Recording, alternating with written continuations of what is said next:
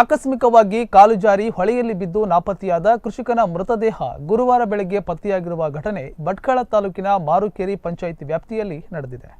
ಮಂಗಳವಾರ ಭಟ್ಕಳ ತಾಲೂಕಿನ ಮಾರುಕೇರಿ ಪಂಚಾಯತ್ ವ್ಯಾಪ್ತಿಯಲ್ಲಿ ಕೃಷಿಕನೊಬ್ಬ ತೋಟದಲ್ಲಿ ಕೆಲಸ ಮುಗಿಸಿ ಕೆಜ್ಜಿಲು ಬಾಳೆ ಹೊಳೆಯಲ್ಲಿ ಕೈಕಾಲು ಮುಖ ತೊಳೆಯಲು ಹೋದ ವೇಳೆ ಆಕಸ್ಮಿಕವಾಗಿ ಕಾಲು ಜಾರಿ ಹೊಳೆಯಲ್ಲಿ ಬಿದ್ದು ನಾಪತ್ತೆಯಾಗಿದ್ದರು.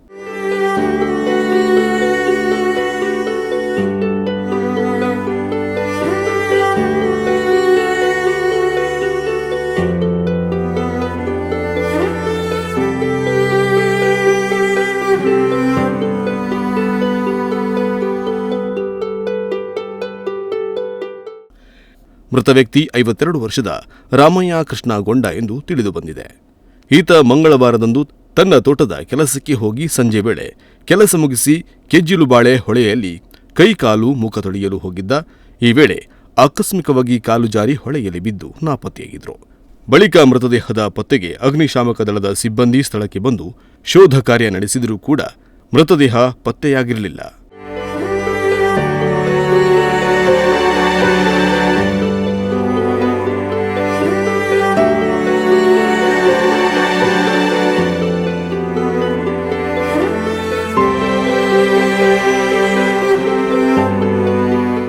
ಆದ್ರೀಗ ಗುರುವಾರ ಬೆಳಿಗ್ಗೆ ಅದೇ ಹೊಳೆಯಲ್ಲಿ ಮೃತದೇಹ ಪತ್ತೆಯಾಗಿದೆ. ನಂತರ ಮೃತದೇಹವನ್ನು ಭಟ್ಕಳ ಸರ್ಕಾರಿ ಆಸ್ಪತ್ರೆಗೆ ತಂದು ಮರಣೋತ್ತರ ಪರೀಕ್ಷೆ ಮಾಡಲಾಗಿದೆ.